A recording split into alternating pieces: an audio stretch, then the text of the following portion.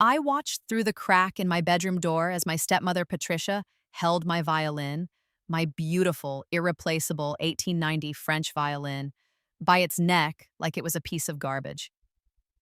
$500, she said to the pawn shop dealer on her phone, her voice dripping with satisfaction. Yes, I'm sure. It's just taking up space. The girl who owned it won't be needing it anymore. I smiled. In my first life, I had screamed, begged, thrown myself at her feet when she sold that violin. I had sobbed until I vomited, pleaded until my voice went hoarse. That violin had been my ticket out, my one chance at the scholarship that would have freed me from this house of horrors. Without it, I had spiraled into depression, failed my audition, and eventually, 3 years later, died alone in a studio apartment from an overdose of sleeping pills mixed with cheap wine. I was 23 years old, but that was my first life. When I opened my eyes on the morning of my 16th birthday, again, I knew exactly what was coming. Every betrayal, every cruelty, every calculated move designed to keep me small, desperate, and under their control. This time, I would let them sell the violin. Because this time, I knew something they didn't. That violin, while precious to me, was worth far more than Patricia could ever imagine. That pawn shop dealer was actually an antique instrument collector who would immediately recognize its true value, nearly $50,000. And in my first life, after Patricia sold it for $500, she'd bragged about the deal to her country club friends, never knowing she'd been swindled. But more importantly, this time I knew something else. I didn't need that specific violin to get into the conservatory. Because in this life, I already had something far more valuable than one instrument. I had foreknowledge, I had time, and I had rage. Let me take you back to how it all began. Both lives. My name is Arya Chen, and I was born to a woman who died when I was 3 years old. My father, David Chen, remarried within a year to Patricia Blackwood, a widow with a daughter my age named Melody. Even their names felt like a sick joke. Melody, the favored musical prodigy, and Arya, the forgotten Arya that no one wanted to hear. From the moment Patricia entered our home, she began a systematic campaign to erase me. It started small. My clothes would mysteriously shrink in the wash while Melody's stayed perfect. My school permission slips would go unsigned while Melody's field trips were funded generously. My birthdays were forgotten while Melody's were celebrated with elaborate parties. But the real cruelty centered around music. You see, both Melody and I played violin. My mother had been a violinist, a brilliant one, according to the few relatives who still spoke to my father. She had left me her instrument, that beautiful French violin from 1890, and her sheet music, and her dream that I might follow in her footsteps. Patricia couldn't stand it. She enrolled Melody in the most expensive violin lessons in the city with Maestro Vladimir Petrov, a former principal violinist with the New York Philharmonic. Meanwhile, my lessons were with Mrs. Henderson, a retired elementary school music teacher who charged $20 an hour and still used Suzuki Book 1 for teenagers. My father paid for Melody's lessons without question. When I asked for better instruction, he told me we couldn't afford it. This while writing a check for Melody's summer intensive at Tanglewood. But here's what none of them knew in either life. I was better. Not through any formal training, but through obsession. I would sneak out of bed at 3 a.m. and practice in the basement with a mute on my violin. I would skip lunch and use the money to buy used sheet music from the thrift store. I would watch YouTube videos of Hilary Hahn, Janine Jansen, and Anne-Sophie Mutter until I could replicate their techniques. By the time I was 15, I could play Paganini's Caprices, Sarasate's Zigeunerweisen, and Tchaikovsky's Violin Concerto in D major. I had taught myself vibrato, spiccato, ricochet, and harmonics. I had perfect pitch and could sight read almost anything. Melody, with all her expensive lessons, could barely get through a Mozart sonata without squeaking. But Patricia made sure no one knew about my skill. She forbade me from playing when guests were over. She scheduled my practice times during her shopping trips, so my father never heard me. She told my school I had no interest in joining orchestra, forging my signature on the opt-out forms. The only place I could really play was at St. Mary's Church on Wednesday evenings. Father Michael, a kind old priest, let me practice in the sanctuary when it was empty. He would sit in the back pew and listen, sometimes crying at the beauty of it. "You have a gift, child," he told me once, "a true gift from God. Don't let anyone take that from you. In my first life, I didn't listen to the warning in those words. The crisis point came during my junior year of high school when applications opened for the Manhattan Conservatory of Music's Young Artists program. It was a full scholarship: tuition, room, board, and a stipend for expenses. For someone like me, with no money and no support, it was the only way I'd ever escape. The application required a video audition and a live callback for finalists. I worked on my audition video for months, recording take after take in the church sanctuary. Father Michael helped me set up his old camera. I played Bach's Chaconne, and I played it perfectly. Every note sang, every phrase breathed. I uploaded it the day before the deadline. 2 weeks later, I got the email. I was a finalist, one of only 20 students selected from over 3,000 applicants. The live audition would be in 6 weeks at the conservatory in New York City. I was going to escape. Finally. That's when Patricia sold my violin. I remember coming home from school and finding my room ransacked. My violin case was gone. My sheet music was scattered on the floor. My mother's photograph, the only one I had of her holding her violin, was cracked, the frame thrown in my trash can. I found Patricia in the kitchen, humming while she made herself tea. "Where's my violin?" I asked, my voice already shaking. "Oh, that old thing." She didn't even look at me. "I sold it. We needed the money." "You what? You can't, that's mine. That was my mother's." "It's been taking up space for years. You barely play it." "I play it every day. I have an audition. I made the finals for the conservatory." That's when she turned to look at me, and I saw something in her eyes that made my blood freeze. She knew. She had always known. "How unfortunate," she said, smiling. "I guess you'll have to withdraw." I begged. I cried. I told her about the scholarship, about my future, about how this was my only chance. She just sipped her tea and suggested I take up a more realistic hobby, like volleyball or student council. My father, when he finally came home, sided with her. "Patricia needed the money for Melody's new violin," he explained, not meeting my eyes. "Her teacher said she needed a professional instrument if she's going to audition for youth orchestras." "But I have an audition for a full scholarship." "Arya, be reasonable. Melody has real potential. Her teacher says she could go professional. It's just a hobby for you." Just a hobby. The words burned into my brain like a brand. I tried to fight back. I called the conservatory and explained what happened, begging for an extension. They were sympathetic but firm. The live auditions were scheduled, and they couldn't make exceptions. I could reapply next year, but there would be no next year. Without that scholarship, without a way out, I drowned. I stopped eating, stopped sleeping, stopped caring. I graduated high school by the skin of my teeth, got a job at a coffee shop, and moved into a shitty apartment where the heat didn't work and the neighbors screamed through the walls. Melody, meanwhile, got into a decent music program at a state school, not the conservatory, because even with her expensive lessons, she wasn't good enough. But Patricia convinced my father to pay her full tuition while I worked double shifts to cover my rent. I tried to keep playing. I bought a cheap student violin from a pawn shop for $200, but every time I picked it up, I remembered my mother's instrument, and the grief was too much. The violin gathered dust. My calluses faded. My dreams died. On a Tuesday in March, 3 years after Patricia sold my violin, I swallowed a bottle of sleeping pills with a glass of wine. I wrote a note blaming no one because I didn't think anyone would care enough to feel guilty. I was wrong about that. Because I woke up. When I opened my eyes on the morning of my 16th birthday, the second time, I thought I was in hell. Some kind of cosmic punishment, forced to relive the worst years of my life. But as the day went on and I realized this was real, that I had somehow been given a second chance, the despair transformed into something else. Clarity, purpose, and a cold, burning determination to make them all pay. I spent the first week just observing, confirming that my memories were accurate. Every conversation happened exactly as I remembered. Every cruelty landed right on schedule.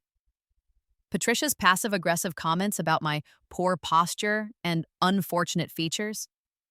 Melody's habit of borrowing my clothes and returning them stained. My father's distracted pats on my head while he asked detailed questions about Melody's day. But this time, I didn't cry. I didn't internalize their poison. I smiled, nodded, and started planning. The first thing I did was secure alternate instruments. I took every shift I could get at the campus bookstore where I worked part-time, a job I'd had in my first life too, but this time I hoarded every penny instead of spending it on sheet music I'd never get to play. I reached out to Father Michael and asked if the church had any instruments I could borrow for practice. He set me up with a decent student violin that lived permanently in the sanctuary. I also reached out to someone I'd been too proud to contact in my first life, my maternal grandmother. Nadia Volkov lived in Brighton Beach, Brooklyn, in a rent-controlled apartment filled with the ghosts of her glory days as a principal violinist with the Mariinsky Orchestra in St. Petersburg. My mother had been her only child. When Mom died, Nadia had tried to be part of my life, but Patricia had systematically frozen her out, forgetting to pass on messages, scheduling family events when Nadia was available, eventually changing our phone number without telling her. In my first life, by the time I thought to reach out to her, she had passed away from a stroke. I never got to know her. This time I found her number in an old address book in my father's study and called her from a payphone at school. Babushka, I said when she answered, using the Russian word for grandmother that I'd heard my mother use in old home videos. It's Arya. Arya Chen, your granddaughter. The silence on the other end stretched so long I thought she'd hung up. Then I heard her crying. Ariana? My little Ariana? We talked for 3 hours.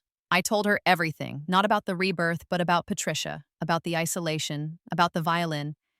She listened with the occasional sharp Russian curse, and when I finished, she was quiet for a long moment. Your mother was the same age as you when she left Russia, she finally said. She had nothing but her violin and her dream. She made it because she was strong, like steel wrapped in silk. You are her daughter. You have that same steel. I don't feel strong. Strength is not feeling. Strength is doing, even when you don't feel. You want to play violin? More than anything. Then you play, every day. You don't let these people stop you. And when you are ready, you come to me. I teach you everything I taught your mother. That conversation changed everything.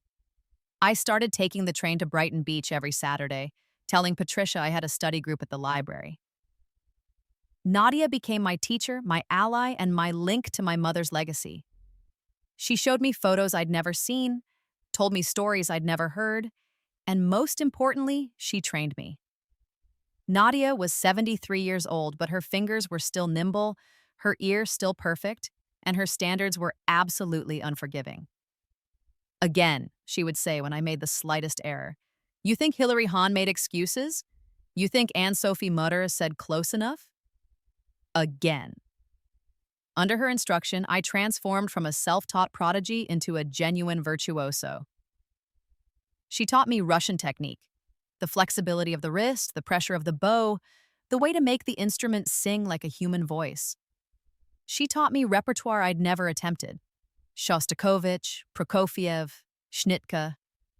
She taught me the history behind each piece, the emotions embedded in every phrase. Music is not about notes on a page, she told me. Music is about human soul.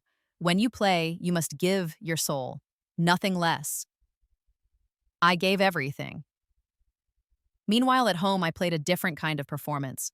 I became the perfect victim, the girl who would never fight back. When Patricia made cutting remarks, I absorbed them with downcast eyes. When Melody showed off her new designer clothes, bought with money that should have been split between us, I congratulated her sweetly. When my father forgot my birthday but threw Melody a surprise party the next week, I smiled and helped serve cake. I knew exactly what was coming. I knew Patricia would sell my mother's violin in 11 months, right before the conservatory auditions. And this time, I was ready. The year passed in a strange double consciousness. Part of me lived in the present, playing my role, while another part of me watched from the future, seeing every manipulation, every strategic cruelty. I watched Patricia slowly poison my father against me. Little comments dropped over dinner. Arya seems so distracted lately. I hope she's not getting into trouble. I saw Arya talking to that boy from the wrong side of town. Should we be worried? All lies, of course, but effective ones. My father, who had never been particularly attentive, became even more distant. I watched Melody grow more spoiled and more mediocre. Her expensive lessons with Maestro Petrov were wasted on her. She had no passion, no discipline. She played violin because Patricia wanted her to, because it looked good on college applications, because it was another way to compete with the ghost of my dead mother. But she didn't love it. You could hear it in every note. Technically correct, but emotionally hollow. Meanwhile, I was becoming something extraordinary. By month 6, Nadia started bringing in her old colleagues to hear me play. Russian émigrés, former orchestra members, teachers at Juilliard and Manhattan School of Music who owed her favors from the old days. They would sit in her cramped living room drinking tea from glasses and silver holders while I played for them. The feedback was always the same. I was conservatory ready. More than ready, I was professional ready. This girl should be studying with Dorothy DeLay's successor at Juilliard, one of them said. A former concertmaster who now taught at New England Conservatory. She's wasting time in high school. But Nadia shook her head.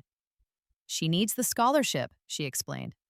No scholarship, no school, her family will not pay. Then she applies for everything.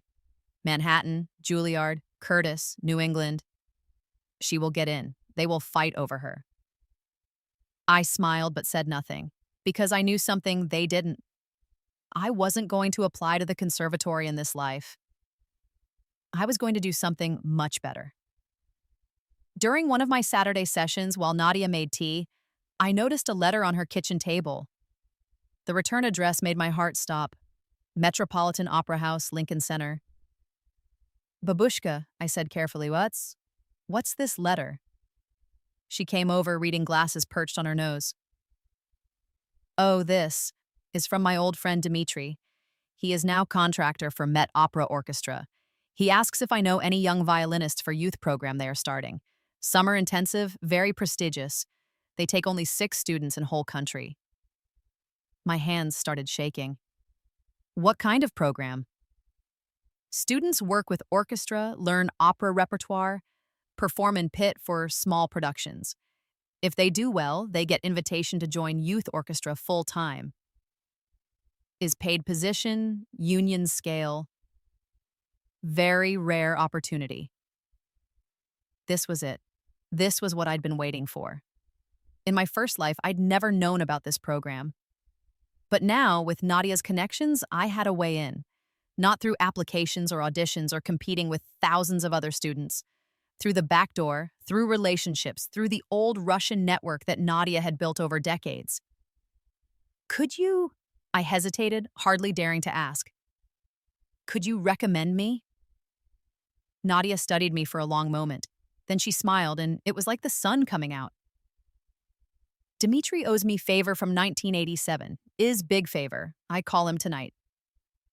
2 weeks later, I received a letter in the mail. Not at my home address, I'd given them Nadia's, but the content made my hands shake as I read it. Dear Ms. Chen, based on the enthusiastic recommendation of Madame Nadia Volkov, we would like to invite you to audition for the Metropolitan Opera Orchestra Youth Initiative. The audition will consist of standard orchestral excerpts and a prepared piece of your choosing. The audition was scheduled for 2 weeks after Patricia would sell my violin. Perfect. I told no one. Not Father Michael, not my school counselor, not even my one friend from chemistry class. The only people who knew were Nadia and Dmitri and the other members of the selection committee. Patricia had no idea what was coming. The day finally arrived, the day I'd been dreading and anticipating in equal measure. I came home from school to find Patricia in my room going through my things. She had my violin case in her hands. This is worth something, isn't it? She said, not even pretending she wasn't snooping. I saw you practicing with it last week. That was a lie. She hadn't seen me practice because I never practiced at home anymore. But I played along. It was my mother's, I said quietly. Please don't. Your mother is dead, Arya. She doesn't need it. And frankly, neither do you. I've been watching you, and you're not improving. Maybe it's time to accept that you don't have Melody's talent. In my first life, this speech had destroyed me. This time, I just looked at her and thought, You have no idea what's about to hit you. Please, I said, letting my voice break. I need it. I have an audition.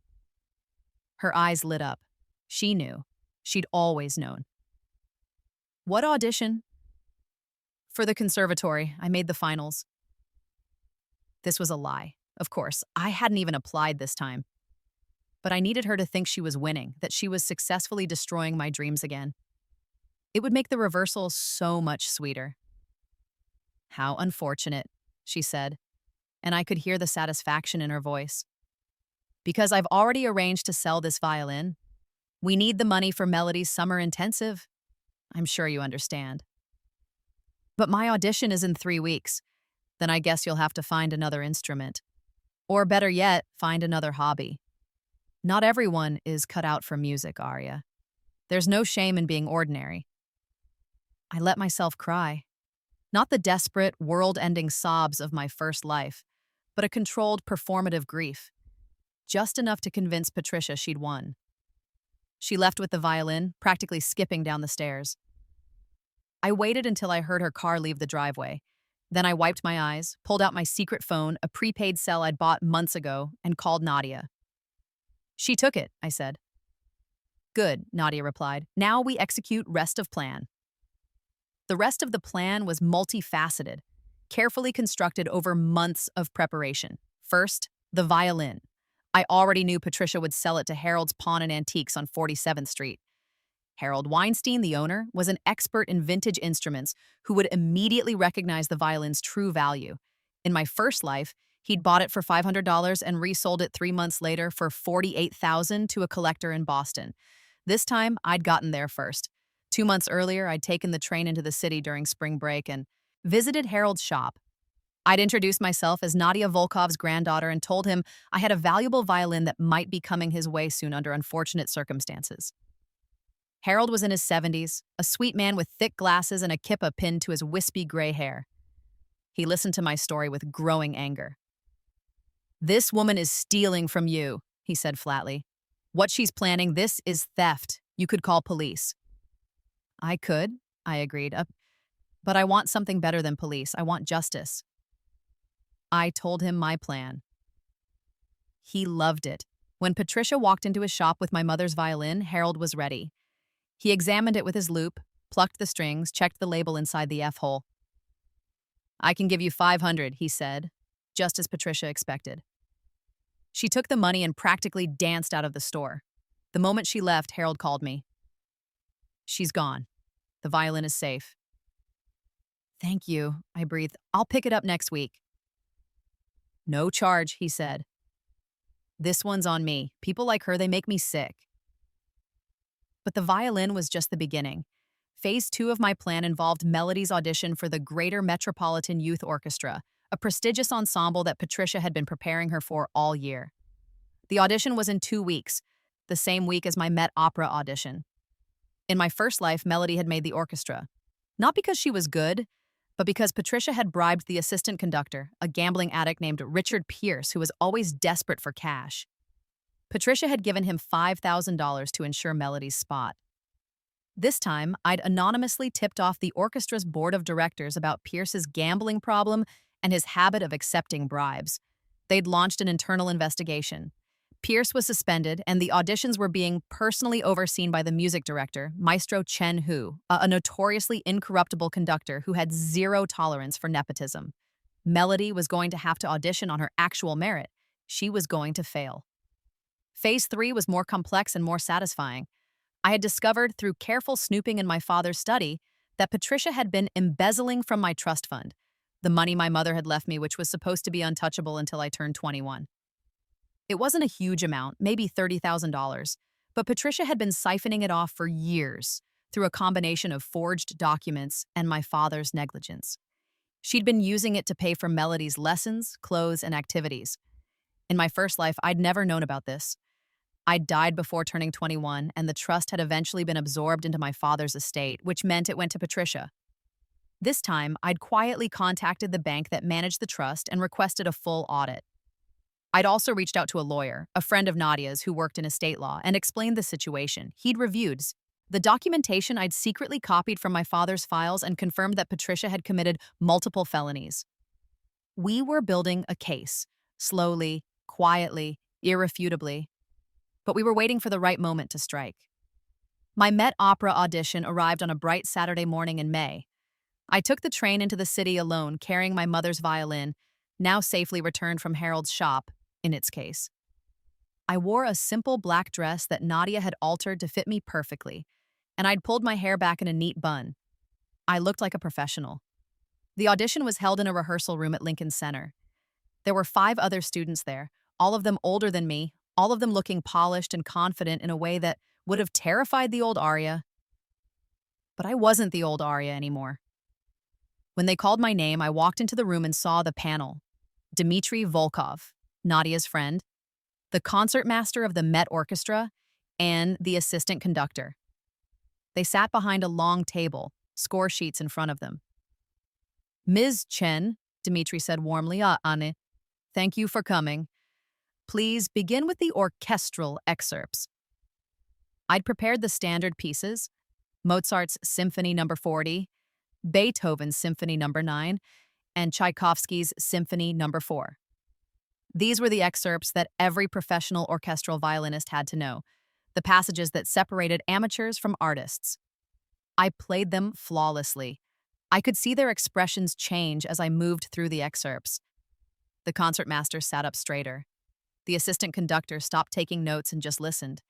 Even Dmitry, who had heard me play before, looked impressed. "Beautiful," the concertmaster said when I finished. "Now, your prepared piece?"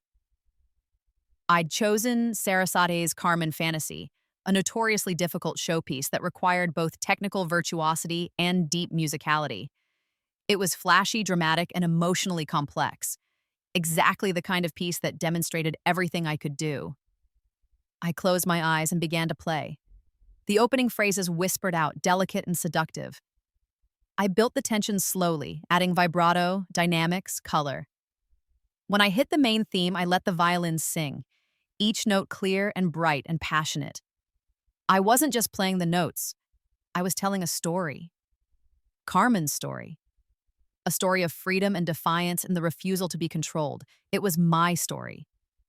When I played the final harmonic and let it fade into silence, I opened my eyes. The room was completely quiet. Then the concertmaster started clapping. Not polite audition applause, but real, enthusiastic applause. The assistant conductor joined in. Even Dmitry, who'd seen me play dozens of times, was beaming. "Ms. Chen," the concertmaster said, says, "that was extraordinary. Would you wait outside for a moment?" I stepped into the hallway, my heart pounding. This was it. This was the moment that would determine everything. 5 minutes later, Dmitry came out. He was smiling so wide I thought his face might split. "Congratulations," he said. "You're in. Unanimous decision. They want you to start this summer." I burst into tears. Real tears this time. Tears of relief and joy and vindication. "Thank you," I whispered. "Thank you, thank you, thank you." "No thanks needed. You earned this. You are magnificent musician, Arya. Your grandmother is so proud." I spent the rest of the day in Brighton Beach with Nadia, celebrating over blini and caviar and tea. She cried more than I did, holding my face in her hands and telling me in Russian that I was my mother's daughter, that I had brought honor to our family, that I was going to be a star. That night, I went home and said nothing to Patricia or my father or Melody. I just went to my room, closed the door, and smiled. Let them think they'd won. Let them think they'd destroyed me. The real show was about to begin. Melody's audition for the Greater Metropolitan Youth Orchestra took place 4 days later. I didn't go, but Nadia had friends who were there. They told me everything. Melody walked in confident, even arrogant. She'd been preparing for months, and Patricia had assured her that her spot was guaranteed. She didn't know that Pierce had been suspended, that the audition was being run by Maestro Chen Hu himself. She didn't know she'd have to actually be good. The excerpts were standard: Mozart, Beethoven, Brahms. Melody got through Mozart adequately, though her intonation was shaky. Beethoven was rougher. She rushed the tempo and her bow control was sloppy. By the time she got to Brahms, she was visibly nervous, and she cracked on a high note. Then came the prepared piece. Melody had chosen the first movement of Bruch's Violin Concerto, a beautiful piece that requires emotional depth and technical control. She butchered it. According to Nadia's friends, Maestro Chen Hu stopped her halfway through and asked her to start again. She did, and made the same mistakes. He stopped her again. "Miss Chen," he said, not knowing we were unrelated, just sharing a last name. "Have you been practicing?" "Yes, every day," Melody lied. "Then I suggest you find a new teacher." "Thank you for your time." She didn't make the orchestra. When she got home, she was in hysterics. I was in my room pretending to do homework, but I could hear everything through my closed door. "I don't understand," Melody wailed. "Mr. Pierce said I was a shoo-in." "He's been suspended," Patricia said coldly. "Apparently there was some irregularity. We'll figure this out. We'll find another orchestra." "But this was the best one. Everyone who matters is in this orchestra. How am I supposed to get into a good music program without this?" "You'll get in because you're talented and special. This is just a minor setback." I smiled into my history textbook. Minor setback. Oh, Patricia, you have no idea. The real explosion came 2 weeks later. I'd arranged it perfectly. I'd sent invitations to my father, Patricia, and Melody for a special music recital at St. Mary's Church on a Sunday afternoon. I told them it was a church fundraiser and that Father Michael had specifically requested that the family come to support me. They almost didn't show up, but Father Michael called my father personally and guilted him into it, talking about family obligation and community support. My father, who liked to maintain his image as a good man, agreed to come. What they didn't know was that this recital was actually the debut performance of the Met Opera Youth Initiative. The program had been kept quiet, with no press releases or public announcements yet. But the performance itself was going to be recorded for the Met's archives, and several important people would be in attendance: donors, board members, music critics, and a representative from the union. The church was packed when my family arrived. They looked confused by the size of the crowd. This was no small fundraiser. But they found seats in the middle, and I watched from backstage as they settled in, uncomfortable but committed. Father Michael gave a brief introduction, explaining the partnership between St. Mary's and the Met Opera's youth program. Patricia's face went white when she heard Met Opera. My father looked confused. Melody looked angry. Then I walked onto the stage. I'd chosen to perform the Meditation from Thais by Massenet, a piece that's both technically demanding and achingly beautiful. It's the kind of music that makes people cry, that reaches into your chest and squeezes your heart. I played it for my mother. I closed my eyes and let the music flow through me. Every technique Nadia had taught me, every emotion I'd suppressed over 2 lifetimes, every ounce of pain and hope and determination, I poured it all into that violin. The church's acoustics were perfect, carrying each note to the rafters. I could feel the audience holding their breath. When I finished, there was a long moment of perfect silence. Then the applause started, and it was thunderous. People were standing, crying, shouting brava. I opened my eyes and looked directly at my family. Patricia looked like she'd been slapped. My father's mouth was hanging open. Melody was crying, but not tears of joy, tears of rage and jealousy and disbelief. After the concert, there was a small reception. I was immediately surrounded by donors and board members, all of them wanting to meet the young violinist who'd played with such maturity and skill. Dmitri introduced me to everyone, making sure they knew my story. Not all of it, but enough.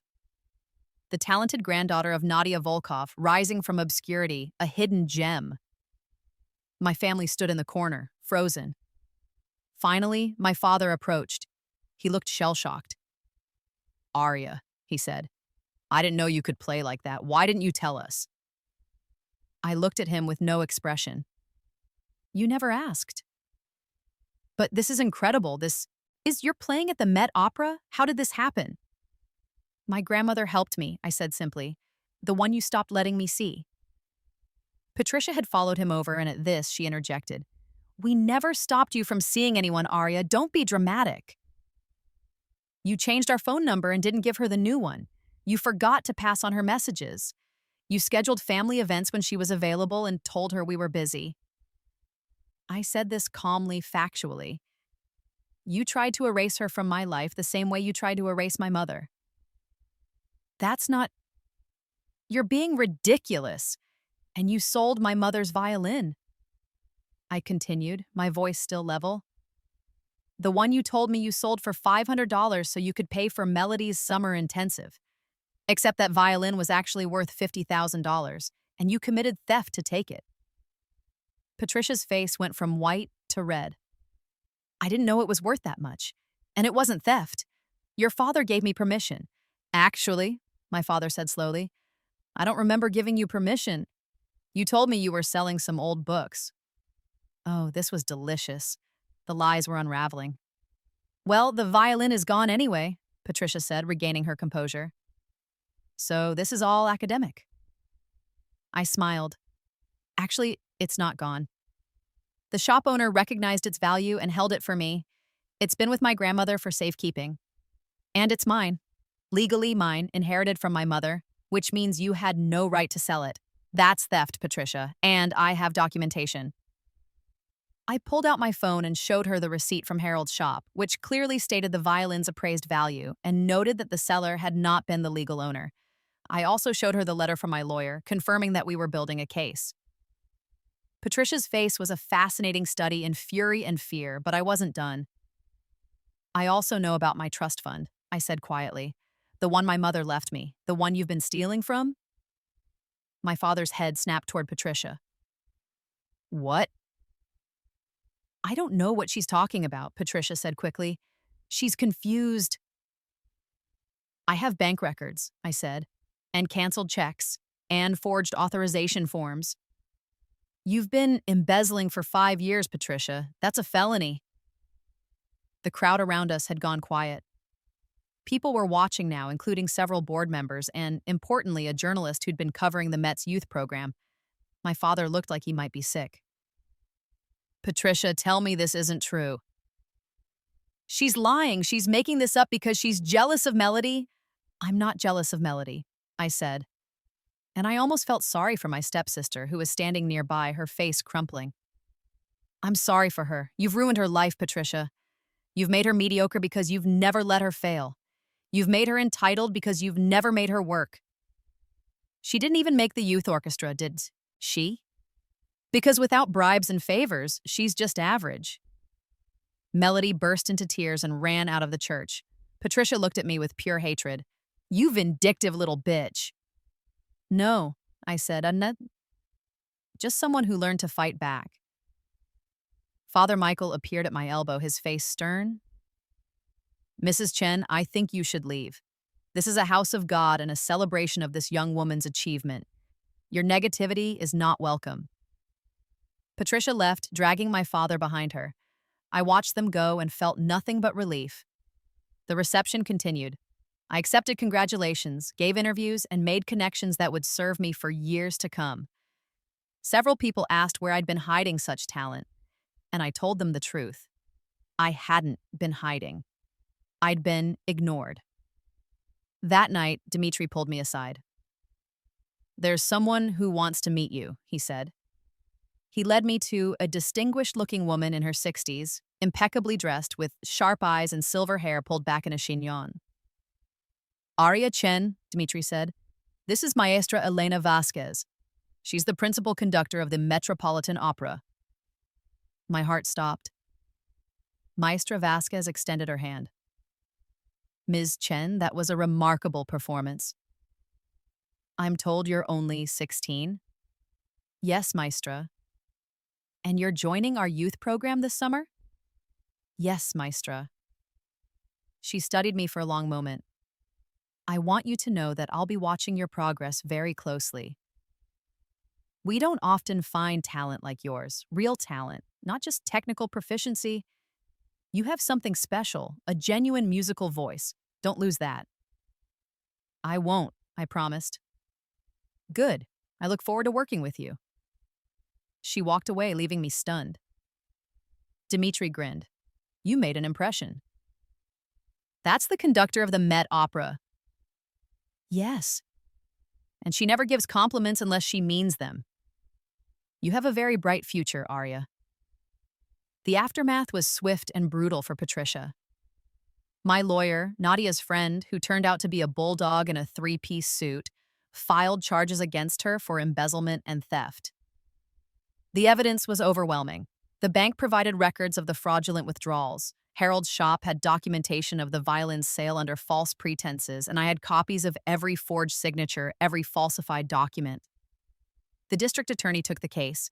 Patricia was arrested 3 weeks after my recital.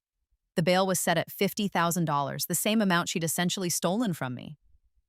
My father had to liquidate assets to pay it. The trial took 6 months. I didn't have to testify much. The paper trail spoke for itself. Patricia's lawyer tried to argue that she'd been acting in what she thought was the family's best interest, that the money had gone to support her daughter's education. The judge wasn't sympathetic. Patricia was convicted on multiple counts of embezzlement and fraud. She was sentenced to 3 years in prison and ordered to repay the full amount she'd stolen, plus interest and penalties. The total came to nearly $45,000. My father divorced her while she was awaiting sentencing. He tried to rebuild a relationship with me, but it was too late. The damage was done. I was cordial but distant. I called him by his first name, David, instead of Dad. I accepted his apologies, but made it clear that I didn't forgive him for choosing her over me, repeatedly, for years.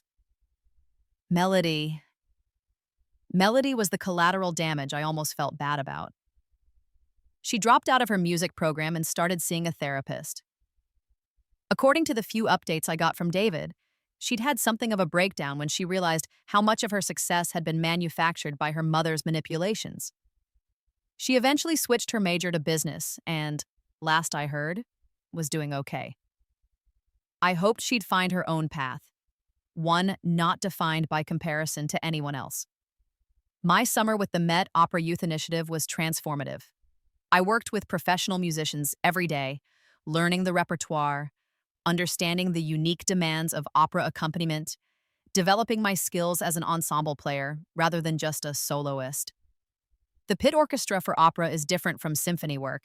You have to follow singers, adjust to conductors, be flexible and responsive. I loved every second of it. By the end of the summer, I was offered a position in the Metropolitan Opera Orchestra as a substitute violinist, an unheard-of opportunity for someone my age. It was a union position with union pay, which meant I was suddenly making more money than I'd ever imagined. I moved in with Nadia in Brighton Beach. She insisted on cooking for me every day, teaching me Russian, telling me stories about my mother. We practiced together every morning, her playing piano while I worked through my repertoire. When senior year started, I was already living a professional musician's life. I went to school because I had to, but my real work happened at Lincoln Center. I performed in productions of La Bohème, Carmen, and The Magic Flute. I played in the pit while some of the greatest opera singers in the world performed above me. I was 17 years old and I was living my dream. The conservatory applications came and went. I didn't apply, I didn't need to. I was already where I wanted to be. But the story doesn't end there. 2 years after Patricia went to prison, when I was 18 and freshly graduated from high school, I received an invitation to play a solo benefit concert at Carnegie Hall. The invitation came from Maestra Vasquez herself.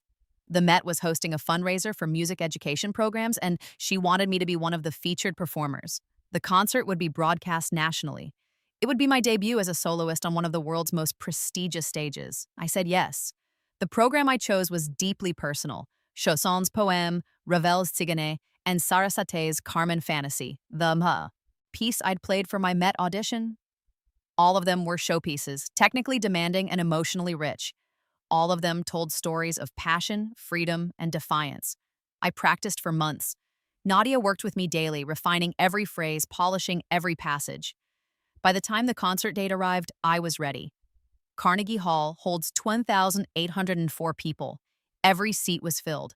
I walked onto that stage wearing a red dress, not the safe, conservative black that most classical musicians chose, but a bold crimson red that made a statement.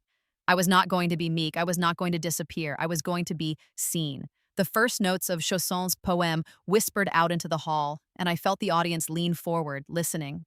I built the piece slowly, letting the romance and tragedy of it unfold naturally. When I reached the climax, I let the violin soar. the notes bright and pure and powerful. The applause was immediate and enthusiastic. Ravel's Tsigane came next, with its wild gypsy themes and virtuosic flourishes. This piece let me show off the left-hand pizzicato, the harmonics, the rapid-fire passages that required absolute precision. The audience gasped and laughed and clapped along with the rhythms. By the time I launched into Carmen Fantasy, they were completely with me. I played it with everything I had, all the passion and pain and triumph of the last 2 years, all the grief of my first life and the joy of my second. I played it for my mother, for Nadia, for every girl who'd been told she wasn't good enough. I played it for myself. When the final harmonic rang out, there was a moment of perfect silence. Then the hall erupted. Standing ovation, thunderous applause, people shouting, "Brava!" at the top of their lungs. I stood on that stage and let the moment wash over me. This was vindication. This was victory. This was everything I'd been denied in my first life, everything I'd fought for in my second. I had won. Backstage after the concert, I was surrounded by well-wishers and journalists, but one person caught my attention. My father, David, standing awkwardly near the stage door. I hadn't invited him. I'd sent him a courtesy email about the concert, but I hadn't expected him to come. He looked older, grayer, diminished somehow. "Arya," he said when I approached. "That was... I don't have words. You were magnificent." "Thank you." "I'm sorry," he said, and his voice broke. "I'm so sorry. For every embarrassing. For not seeing you, for choosing Patricia, for failing you as a father. You deserved so much better." I looked at him for a long moment. Part of me wanted to tell him it was too late, that some things couldn't be forgiven. But another part of me, the part that had been given a second chance at life, understood that holding on to anger was its own kind of prison. "I know you're sorry," I said finally, "and I appreciate that. But David, I need you to understand something. I didn't succeed despite what might happen. I succeeded because of what happened. Patricia's cruelty forced me to find Nadia, to develop my own strength, to fight for what I wanted. In some twisted way, she gave me a gift." "That's generous of you." "It's not generosity, it's just truth. I'm not that scared girl anymore. I'm not even angry anymore. I'm just free." He nodded, tears running down his face. "I'm proud of you. I know I have no right to say that, but I am." "Thank you," I said. And I meant it. We didn't hug. We didn't promise to rebuild our relationship, but we had a moment of honesty, and that was enough. 5 years later, I'm 23 years old, the same age I was when I died in my first life. But this life couldn't be more different. I'm now a full member of the Metropolitan Opera Orchestra, one of the youngest principal second violinists in the company's history. I play regularly at Lincoln Center. I've recorded 3 albums, and I've toured internationally with the orchestra. Nadia is still alive, still teaching, still my greatest champion. She's 82 now and has slowed down a bit, but her mind is sharp and her ear is perfect. We still practice together every Sunday morning. I bought a house in Brooklyn. Nothing fancy, but it's mine. I have a studio where I practice, a garden where I grow vegetables, and a guest room that's always ready for Nadia when she needs it. I keep my mother's violin in a climate-controlled case in my living room. I play it on special occasions for important concerts. The rest of the time, I use the professional instrument I bought with my first-year salary, a 1730 Guarneri del Gesù that cost more than most people make in 5 years. Patricia got out of prison after serving 21 months of her 3-year sentence. I heard she moved to Florida and works at a department store. We have no contact, and I intend to keep it that way. Melody reached out to me last year through Facebook. She apologized for everything, explained that she was in therapy, said she'd built a life separate from our parents. She's an accountant now, married, expecting her first child. She asked if we could have coffee sometime. I said yes, not because I forgave her. She was as much a victim of Patricia as I was, but because I understand that people can change, can grow, can become better than their worst moments. We meet every few months. We don't talk about the past much. We talk about music. She still plays just for herself. About her pregnancy, about my career. We're not close, but we're not enemies either. It's enough. As for David, We have dinner twice a year, birthday and Christmas. He's remarried, a kind woman named Susan who's a librarian and has no interest in manipulating anyone. He's sober now, working as a consultant, trying to make amends for his failures as a father. I don't hate him. I don't love him either. He's just a man who made mistakes and is trying to do better. That's all any of us can do. Sometimes late at night, I think about my first life, about the girl who swallowed those pills, who gave up, who let them win. I understand her. I have compassion for her. She didn't have the tools I have, the knowledge I have. She didn't know that it was possible to fight back, to win, to build a life of beauty and meaning out of ashes. But I also know that she's gone, that life is gone. I'm someone new now, forged by pain, yes, but also by determination and love and music. I've played at Carnegie Hall 4 times now. I've performed at the Kennedy Center, the Sydney Opera House, the Royal Albert Hall. I've worked with the greatest conductors and musicians of our time. But my favorite performances are still the ones at St. Mary's Church on Wednesday evenings. Father Michael is retired now, but the church still lets me use the sanctuary to practice. And once a month, I give a free concert for the community, for the people who can't afford Lincoln Center tickets, who've never been to an opera, who just want to hear something beautiful. I play for the girl I was, the girl who had nothing but a dream and a violin, and I play for the woman I became, the woman who refused to let them destroy her, who fought back, who won. After Rebirth, I let them sell my violin. They never knew I played at the Opera House, but they know now, they all know now.